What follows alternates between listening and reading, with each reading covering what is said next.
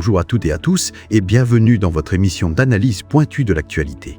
Félix Zarami, votre maître de cérémonie, est aux commandes depuis le studio B de Corbeau News Centrafrique. Aujourd'hui, on se penche sur la grande valse des défections, ou quand les cadres du pouvoir préfèrent sauter du bateau avant qu'ils ne prennent trop l'eau. Je suis ravi d'accueillir notre excellente journaliste, Clarisse Betty, pour éclairer nos lanternes sur ce phénomène. Bonjour Clarisse. Bonjour Félix. Toujours aussi percutant dès le matin. En effet, le sujet est loin d'être anodin, et l'analyse de Mumbo Dédé Vianney nous offre une perspective assez édifiante sur ce qui se déroule au sein de la majorité de l'empereur Faustin Archange Touadéra. Les récents débats politiques du Datensur la Ranelle ont mis au jour des agissements surprenants de la part des représentants du pouvoir. Dans une réflexion publiée au sein de la revue Le Reflet, cet avocat se penche sur un phénomène frappant, la volonté de plusieurs cadres de la majorité de prendre publiquement leur distance avec le parti de l'empereur, le Macu. Cette attitude met en question la cohésion réelle de l'équipe au pouvoir et sur la stabilité de son assise politique. Donc, Clarisse, on parle de cadres qui prennent leurs jambes à leur cou, c'est tout à fait étonnant. Le texte évoque même un reniement public lors d'une émission radiophonique. Qu'est-ce qui s'est passé exactement ?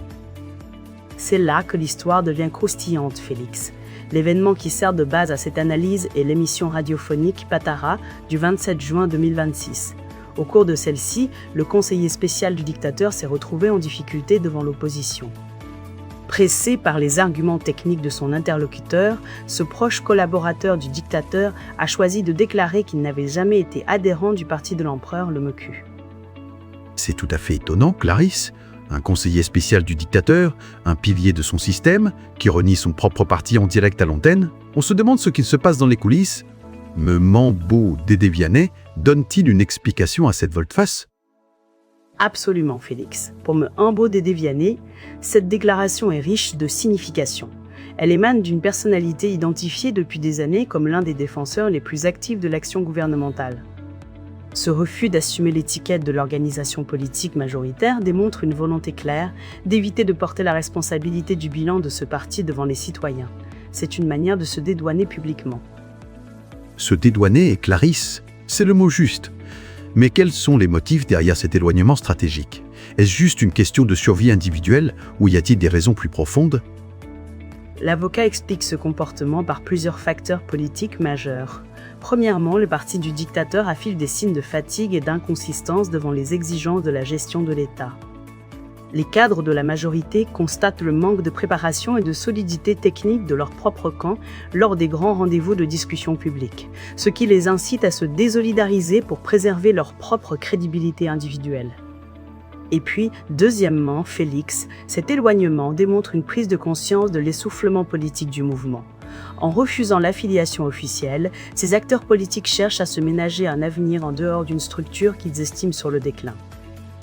L'auteur compare cette attitude à un abandon de navire avant que les difficultés ne deviennent insurmontables. Un abandon de navire, Clarisse, c'est une image forte ça, on sent bien le vent tourner. Mais qui est le capitaine de ce navire finalement ? Et est-ce que l'empereur Faustin voit ses propres lieutenants le laisser seul à la barre ? C'est une excellente question, Félix, car c'est tout l'enjeu ici. Pour Mumbo Dédé Vianney, ces reniements répétés au sein de l'espace public représentent un signal d'alarme retentissant pour la majorité de l'empereur. Quand les lieutenants les plus engagés refusent de porter les couleurs de leur propre formation, la légitimité globale de la structure s'en trouve inévitablement affaiblie. Une légitimité affaiblie.